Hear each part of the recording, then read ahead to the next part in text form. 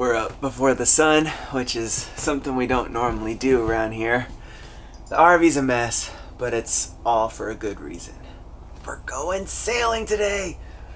Our first time in a catamaran on the outside. Woohoo! You excited, honey?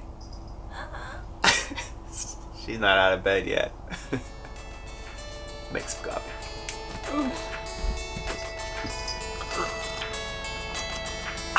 That's better. Go ahead. Good boy. Watch you down.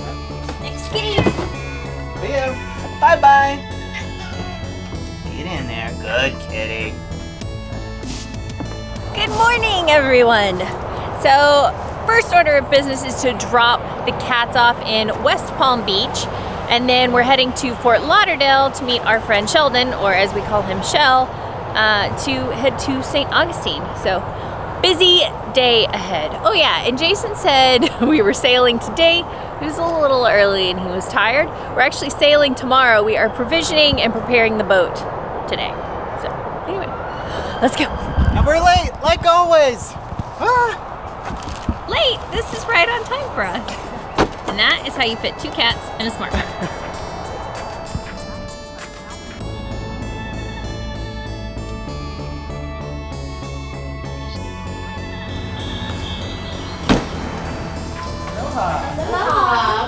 Furs and feathers. Thanks. You and Leo. Here we go. Freedom. Welcome to your little resort. Be good, guys. We'll miss you. Don't get into trouble. One of the downsides of traveling with a cat is leaving them. Yeah. It's always a little sad. Cat or a dog. Yeah. Well, and you're always in a new place, so finding somewhere to board them is always a little tricky, but a few internet searches and websites later, you usually can find a pretty decent place that you feel pretty good about, and I feel good about that. Yeah, very nice people. Great accommodations for the cats. A huge room with all those toys. They're going to be like, no, we don't want to leave. All they're missing is a queen-size bed.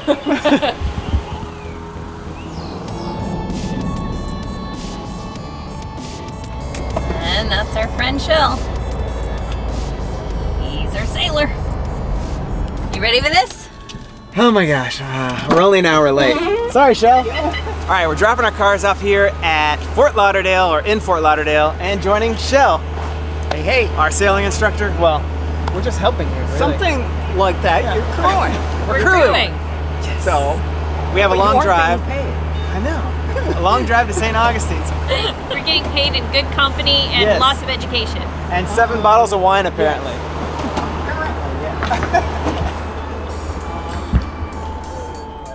So many different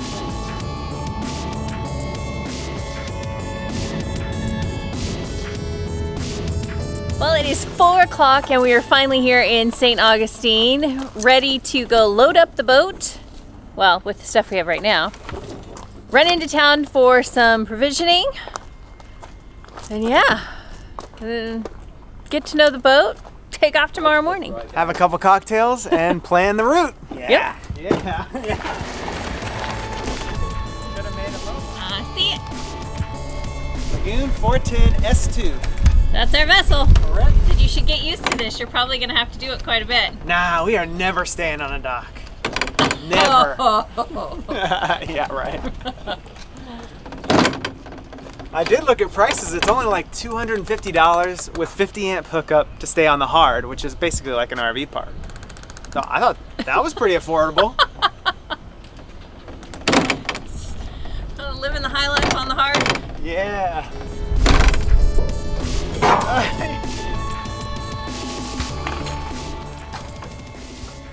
Right. So here is our home and our ride in the next few days. But we need to go provision because we didn't bring that much. So there we go. We got everything unloaded out of the car, into the boat, and now we're heading back into town for a little provisioning at the grocery store, grab a couple lures because we're hoping to catch some fish, and what else? A coffee stop. Coffee stop. And propane. And propane. Propane. Don't forget the propane. I was more concerned about the coffee. I know. Me too. They're awesome. See ya. Coffee's down. 3 more stops to go. Right? Yep. Good, how you doing, sir?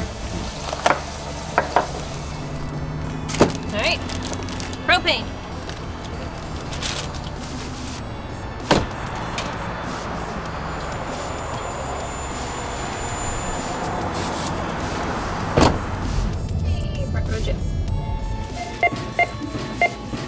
I think we're good considering it's only 3 days and I'm stocked like it's 6.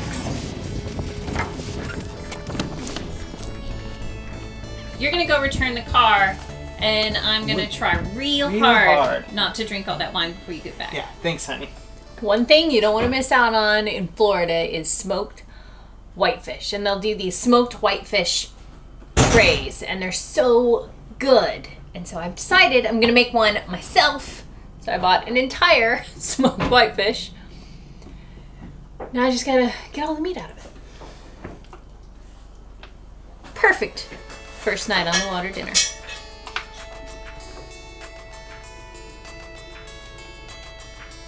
Well, gotten most everything put away, or at least in some sort of safe spot for the trip.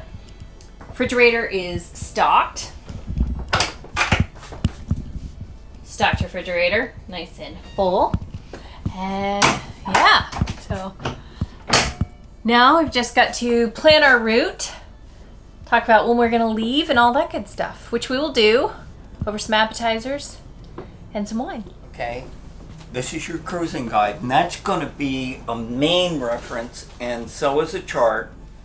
Well, it's almost midnight, so to say it's been a long day would be an understatement, but it's good. Tomorrow we actually go sailing.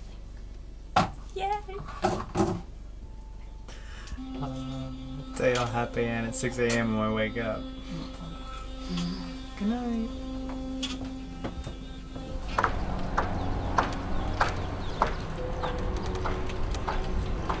Then we will put a little more bleach in, and then we will fill that tank completely. Okay. And we've got both of the small tanks Okay. already full with a little bit of soap and a little bit of bleach. Good morning from SV Indigo. We have been up and running around like chickens with our heads cut off this morning because we've been trying to get this boat ready to go so we can leave. We have been sanitizing the tanks because, well, you wouldn't want to drink nor bathe from the water that came out of those. So we had to go to the store, get some bleach, some soap. We're cleaning those out. Well, the boys are out there cleaning those out. I'm in here running the water to run it through the tanks. And yeah, just checking the engine oil and all that kind of jazz. So anyway, I'm ready to go. Let's go see what the boys are doing outside. Well, that actually locks. The only set of wires, but none of them are big enough to do. It's a 100 amp fuse. Why? Well, just like your first day at anything big, new, or different, or important, nothing goes as expected. We have run into a slight snag with the electrical system, which still has us at the dock and not going anywhere. And we can't seem to find out exactly what the problem is. It's also hard because this is a new to him boat. Got a fellow boater who's in the Catamaran next to us, and he's now over and trying to help troubleshoot the problem. So I'll go show you the mess that is going on up in the galley. Caught in the bilge, and the bilge thinks it's bumping in. Yes, it could, because It works. It works. Question All right. for you. Go turn them off. Turn them on. Turn them off. All right. We found out that all the terminals are corroded. All the connections are corroded. Okay. So just by turning it on and off several times, we were able to, I guess, fix the problem for now. On my day off. Remove a little of that corrosion, right? All that corrosion. I'm gonna go ahead and do it 5 times, right? What you're doing is trying to scratch the metal. Okay. clean the contacts in the So, how's your first day of sailing, honey? Yay, sailing! So we're 36 hours in and we haven't even lifted a sail or left the dock. That electrical is so bad.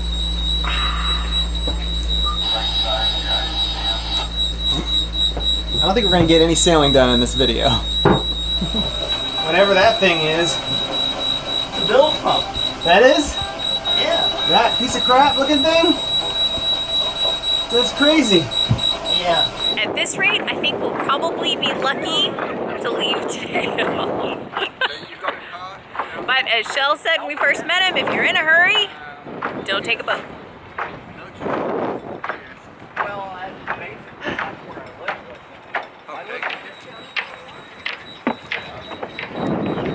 We've gotten everything mostly put back together, so it looks like a real boat again.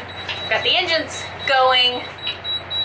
Obviously not all of our electrical issues solved, but sailboat. So we've got sails. We're gonna get underway. Wish us luck.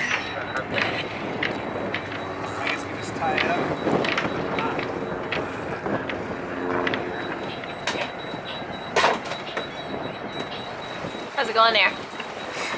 Going on YouTube. Overflow diesel. I know, great. Nothing is going as planned. Did we have a plan? Just sail.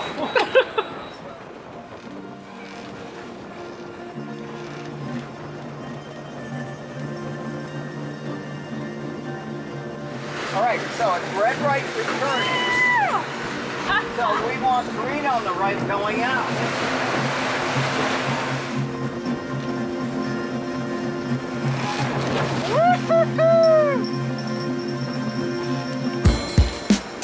Hello, ocean! Turning starboard, correct? Turning starboard! There we go! Look at those big waves up there! Woo-hoo! Pretty exciting! Yeah! Look at us swell!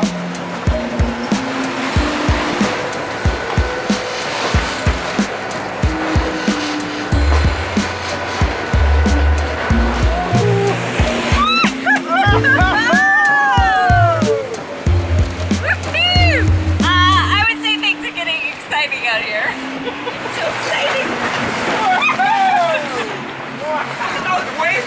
Oh no! And that was fun for about an hour. And then I threw up. I tried to sleep it off, but I just threw up again. But then I felt better and functional, so I took my spot at the helm. Really sorry we don't have footage for all of this, but once things got crazy, I just stopped filming. And I think once we get into the story, you'll understand why. Well, there's that and the fact that it was dark, so it was pitch black. Anyway, so right after Jason got sick, our captain got sick.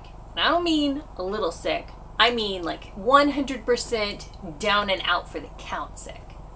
Which just left us at the helm motoring along out in the ocean. Which was fine, but then we lost an engine. And then we lost the other engine. And all things electronic, including the navigation. And now we're floating backwards in the Gulf Stream with a head-on south wind, losing nautical miles by the minute. So what do? We throw up the Genoa and start tacking. All night long. As the sun started to come up, the seas started to calm down. And our captain, Shell, slowly started coming back to life. At this point, the engines were cool enough to work on, so I, being the only one that doesn't seem to get seasick, headed down to the engine to see if I could change the fuel filter to try to get our engines back online. Well, we didn't have the proper tools on board, so try as I may, I could not get that thing off. It was rusted on. I don't know, but it wasn't happening.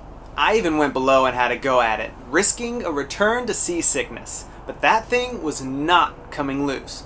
And before you ask, yes, I tried the screwdriver through the filter trick, and that didn't even work. Oh well. At this time, the winds had shifted, and there was no way we're going to be able to sail towards shore. So we did what no sailor wants to do, which is call for a sea tow and get ourselves to a marina. Sure, we could have continued sailing south, but no matter what, we need engines to get into Fort Lauderdale.